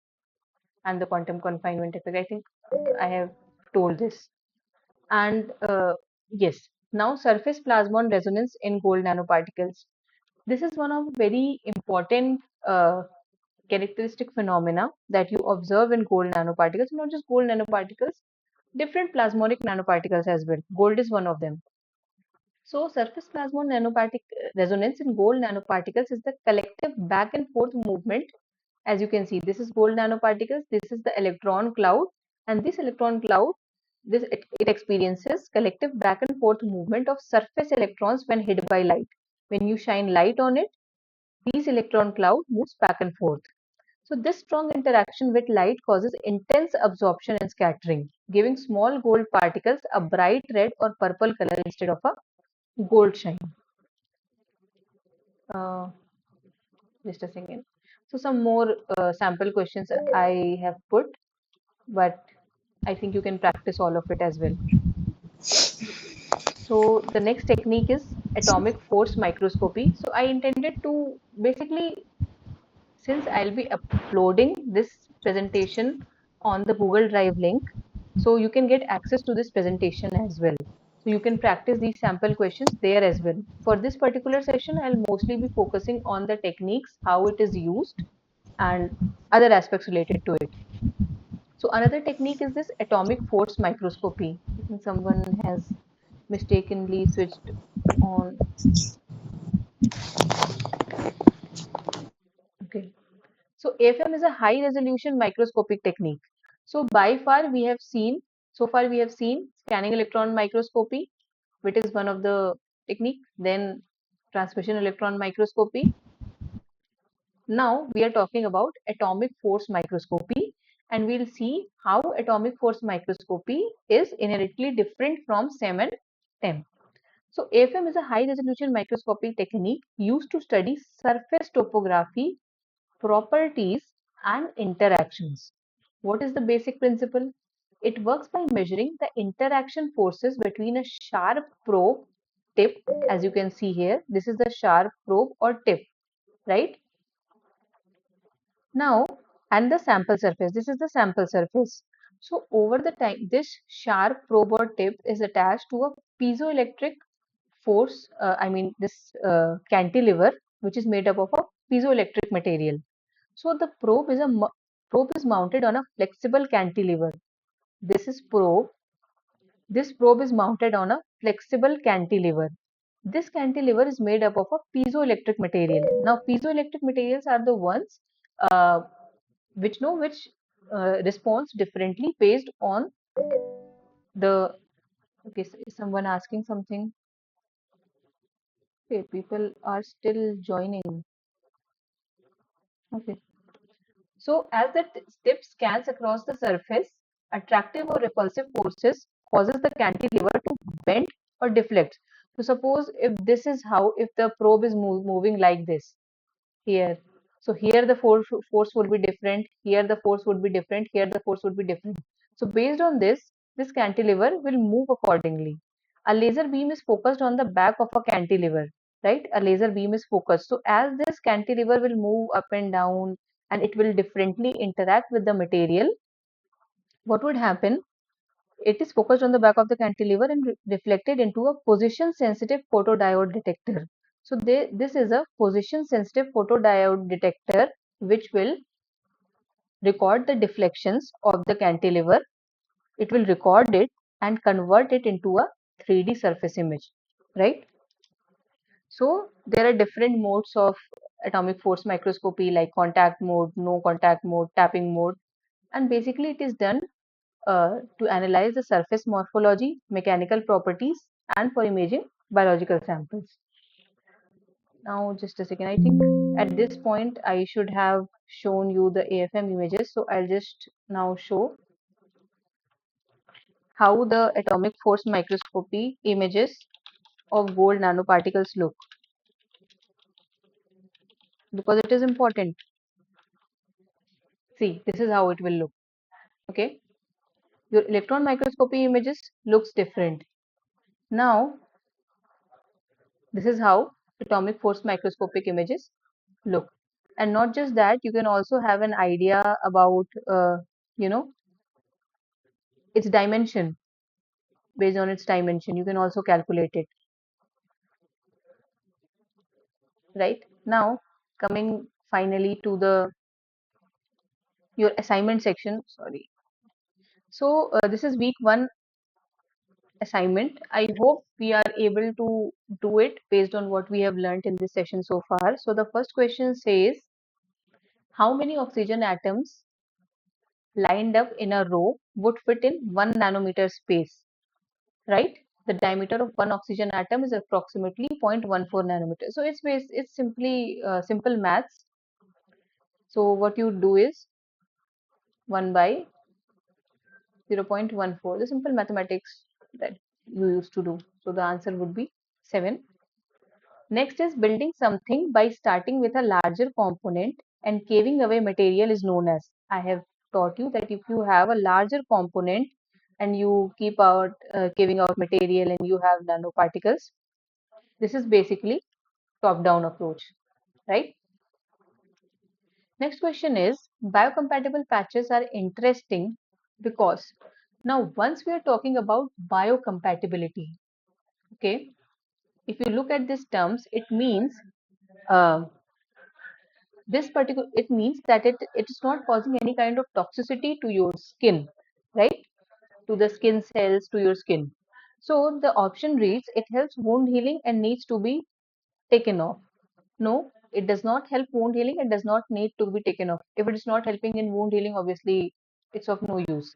It helps wound healing and does not need to be taken off. So the correct answer would be this, because obviously in this particular session, uh, we were focusing on nanoparticle synthesis and characterization methodologies. In subsequent sessions, we'll also deal with uh, other kind of materials also, like biocompatible patches, hydrogels, thin films that are fabricated for different purposes, right?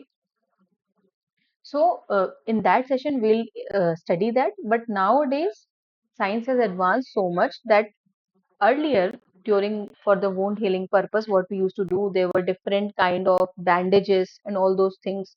So you need to do the dressing every time. But now science has progressed, and nowadays different biocompatible and biodegradable patches are synthesized. So suppose if you have a wound, you simply put it here. The patch will subsequently release the bioactive molecules, the drugs, and everything. And over the period of time, these patches will degrade on its own, so you don't have to keep on changing it. So this is their importance, that it helps wound healing and it does not need to be taken off. Now the next question is, reduced drag suit is based on the concept of reduced friction resulting from the presence of, obviously, the presence of nano and micro level structures that are present on its surface. So see, these are some of the new examples that you are, I would say, addressing. Now, you must be thinking that some of the topics from the question are, not are some are something that we have not directly discussed about. But one thing remains constant, that we're talking about nanoparticles and nanomaterial based concepts and its use. So whenever if something is talking about, if some example is talking particularly about it, obviously it would be because of the presence of uh, or the presence of some nano or micro level structures that we are discussing. So even in the shark's skin inspired swimsuit that we discussed, the dermal denticles that we discussed, it was basically because of the presence of nano and micro level structures, because that leads to reduced friction. If you remember the shark example that we discussed, that it was able to easily navigate in even in presence of strong currents. So That friction was basically caused by the nano and micro level structures, basically the dermal tentacles, the nano sized tentacles that it has. So you can kind of correlate for some of the questions, because in any exam that you are going, almost 100% of the things won't be directly from the lecture that you have. There would be 80% questions that will be directly from the lecture, and 20% questions based on what? Based on the concepts that you have studied in your lectures. So this is not a direct question, but it is not something completely out of the book. It is based on the concepts. This particular question is based on the concept that we have discussed in the lecture. Now, this one that we have already discussed, aggregation of nanoparticles can be prevented by. So obviously, the correct answer is steric hindrance. We have talked about capping agents. We have talked about stabilizing agents, how it can be stabilized. So if there is no steric hindrance, uh, it can be prevented by steric hindrance. If there is if you remember, we talked about gold nanoparticles, and there were citrate ions, around it. There was one image, there were citrate ions around it, because of which there was no aggregation. Now, we also talked about surface plasmon resonance of gold nanoparticles. There was one slide for this, right? And the event is exclusive to, obviously, uh, metal nanoparticles. It is caused by coherent oscillation of conduction band electrons. I have shown you the diagrams, right? These are your gold nanoparticles. These are the electron cloud, loosely bound electrons, and there was coherent oscillation of these conduction band of electrons. And it is this property is basically characteristic for metallic nanoparticles, right? So two important points: coherent oscillation and metallic nanoparticles. Next question is, which of the following virus can be utilized for synthesis of semiconducting nanotubes? I have specifically mentioned that semiconducting, whenever they're talking about semiconducting nanotubes from virus, it will be tobacco mosaic virus, obviously because of the structural similarities. Next, we have cowpea chlorotic mottle virus. We have seen its specific features. I have mentioned the specific features in that particular slide also. So when we are talking about cowpea chlorotic mottle virus, so it possesses chemically distinct environment. We have seen this, that it has different environment internally and externally. Then interior surface is less positively charged than the exterior surface, which helps in further surface functionalization. And fourth one, exterior surface serves as nucleation site for crystal growth, right? Which helps in further surface modification and nucleation of other materials. So, for viewing nanoparticles by transmission electron microscopy, TEM, the sample needs to be placed on. This also we have discussed that for transmission electron microscopy, we were using carbon coated copper grids. The next question is for atomic force microscopy. So the atomic force microscopy measures the force of attraction between a probe and a sample surface, right? Reason works only on the conducting samples. Now in this case, we have seen that atomic force microscopy is not only limited to conducting samples. It can work on non-conducting samples as well. So in this case, only assertion is correct. This one is not correct because it can work on non-conducting samples also, because you are simply allowing the cantilever and probe to move across the sample. And because it is piezoelectric in nature, so how it is uh, interacting with the laser, it will give I mean how the laser light is deflected based on the movement of the surface. It will record a 3D image, so it has nothing to do with conducting and non-conducting samples. So these are the 10 questions that you need to attempt for your first quiz, like first week assignment. So we have discussed that.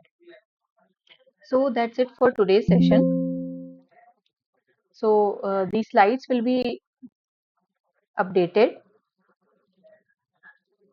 to you, right? So if anyone of you has any questions related to anything, we can discuss about it. If you have any doubts, we can discuss it, or You can, like, once you can go through the slides and lecture and everything, and you can ask me any doubts that you have in subsequent lectures also. You have to simply, like, you will be having a login ID, right? So you can simply attempt and submit it there only. Once you have attempted, it's a MCQ kind of pattern. You can simply select and submit your assignment there only in your NPTEL login portal.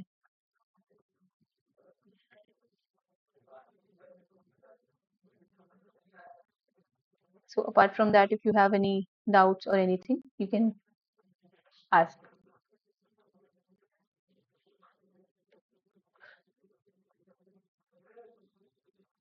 Okay, so that's it from my side, and the presentation would be uploaded on the Google Drive link in some time, and this session's video will also be uploaded on YouTube. Thank you very much for joining, and thank you for very much for actively interacting. Most importantly, actively interacting in the class. I might have explained some topics quickly because I had to cover a lot of topics, but in subsequent lectures also that we'll be having subsequent discussion sessions. If you have any doubt related to any topic that we are covering, feel free to ask. Thank you very much. Yes, the drive link would be shared on NPTEL, the Google Drive link. See, the NPTEL videos are I would say those are the primary source for your learning. This session is basically to kind of revisit those topics that you have seen in the video and to highlight some of the important points because the video lectures are very long. But you have to see those NPTEL videos and prepare accordingly. Mainly, they are more important than this discussion session. This is just for your doubt solving sessions or revision sessions. You can say the primary source of your learning should be the NPTEL videos that has been uploaded by Sir. Okay, thank you very much.